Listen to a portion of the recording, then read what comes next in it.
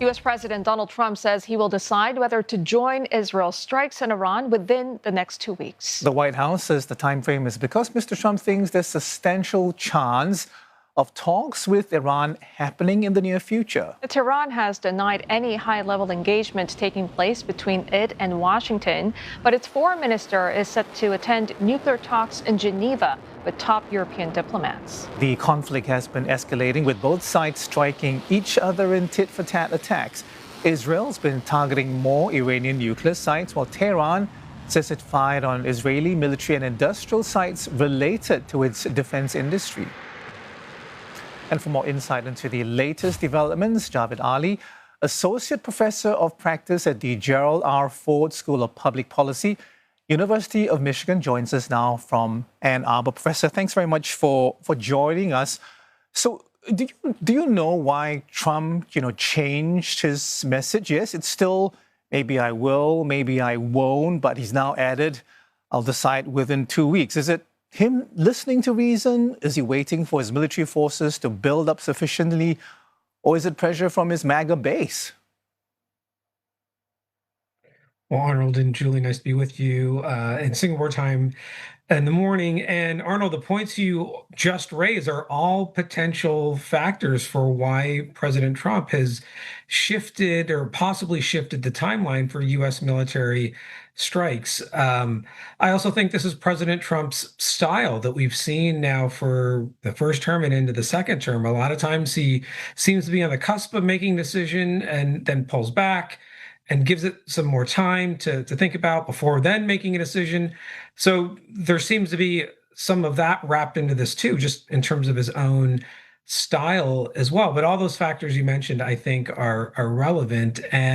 But now it does appear that there's a clock ticking for 2 weeks, and whether Iran comes back to the table with the U.S. delegation led by Steve Witkoff, whether it's in Oman or anywhere else, and they hammer out a deal, even though they have far less leverage now than they did a week ago with respect to their nuclear program, that is something that is not yet clear. Indeed. But what does your gut feeling tell you looking at the other side? Of course, I'm talking about Iran. Would they interpret this 2-week window as a chance to engage diplomatically or respond with escalation, perhaps by ramping up their nuclear activity as leverage? Another great question, Julie. As someone who's watched Iran for decades, both on the academic side and in my government career, now that I've been out of government, I would say that Iran is not going to escalate, at least overtly. Now, again, they may clandestinely try to do something on the uranium enrichment side, but that would probably be very difficult just given the state of its nuclear infrastructure over the past week and all the damage Israel has inflicted to it. I definitely don't think now is the time for Iran to expand the conflict and attack U.S. interests in the region or other pro-U.S. or pro-Israel countries in the region as well. That would be just a catastrophic miscalculation, I think, for Iran and the supreme leader. So that all being said, Israel and Iran are going to continue to trade punches, but I think there's some caveats around that too. Iran's capacity to continue to fire large numbers of ballistic missiles is growing shorter by the day, both in terms of what Israel has managed to take off the battlefield and also the weapons that Iran has used. That they didn't have an infinite supply of ballistic missiles. They probably only had a few thousand up until last week, and probably 50% of that capability is gone. But they have other things they could do, drones and cruise missiles. But I think the fight will still be between Iran and Israel, and then this parallel effort of negotiations between Israel and the United States. And that all has to happen in this 2-week window that President Trump described. Professor, this question has come up since last Friday. What exactly is Trump going to be considering during these 14 days? Is it the dismantling of Iran's nuclear program, the complete dismantling? Is it regime change? Or is it, changing the entire face of the Middle East in some way? I mean, do you think he even knows himself?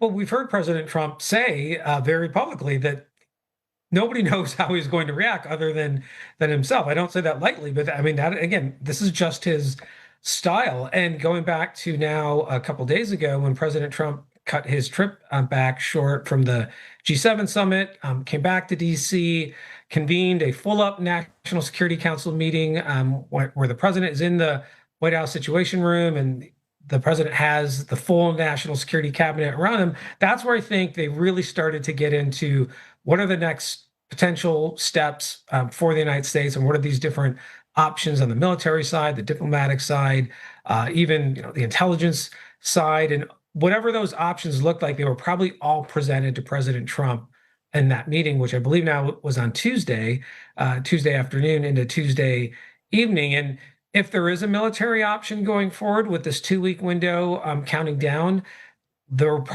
my speculation, having been in the White House for a year in 2017 and 2018, there was probably a narrow option presented that may only have the U.S. Again, if the president makes that decision to strike only 1 or 2 nuclear facilities with these unique capabilities that only the U.S. has, with these earth-penetrating munitions for the Fordo facility, or perhaps another one that's equally buried or hardened, there could be a middle ground option. I don't anticipate a much broader campaign involving thousands of ground troops and a combined effort of the U.S. military trying to mobilize something that looked like the campaign into Iraq in 2003. I just don't see that being operationally feasible. There's no legal authority for that. And the American public and Congress would really have a strong reaction. So I don't see that happening. I don't see grand change in the Middle East. But I think right now, President Trump's narrow goal is get a deal on the table that, for the most part, limits Iran's ability to produce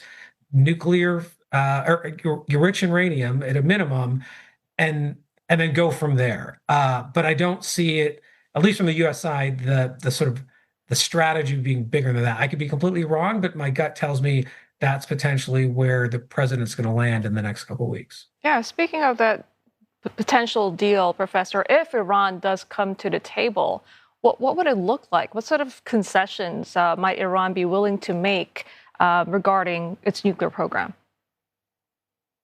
Well, this is another one of these really difficult questions because previously, up until last week, there were, 5 rounds of negotiations between the U.S. and Iran over its nuclear program before Israel's campaign against Iran.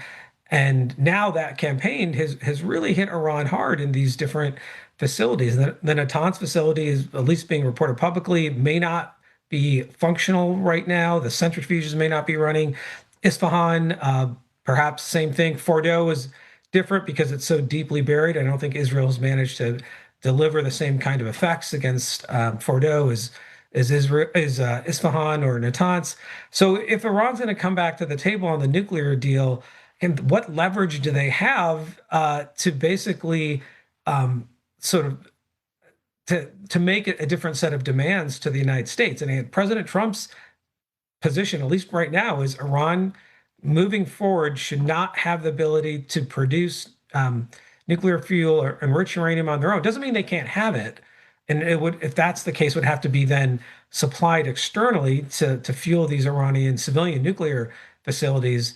But it wouldn't allow Iran to enrich the uranium itself or develop the nuclear fuel itself. So that's the big sticking point. And right now, both sides are in opposite, or both Iran and the U.S. are complete opposite sides of this issue. So something's going to have to give.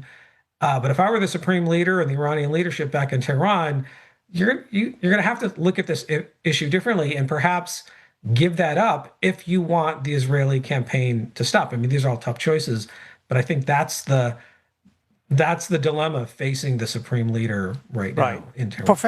Professor, assuming that happens and there is a deal on the table, I want to ask you about the role of Europe. I mean, the foreign ministers meeting Abbas Araghchi later today in Geneva, but surely there has to be a role. It can't be a deal, between the U.S. And Iran, which doesn't have the other players somehow involved. I mean, in the manner of the JCPOA, right?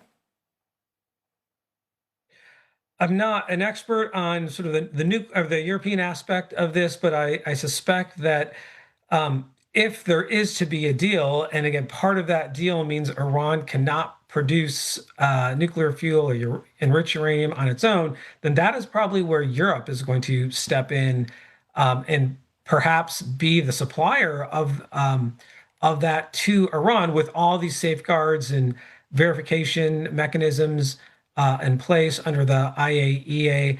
And so it certainly, if that's a potential, it means that Europe is going to have a really important role, and also being just a channel for diplomacy as well. But right now, I think ultimately the deal will be hammered out between the US and Iran, with then Europe sort of complementing that and being a key partner. But it doesn't sound like right now they're going to be the ones at the table making the final deal. Understood, Professor. Thank you so much. We'll have to leave it there for now. Associate Professor Javed Ali from the University of Michigan.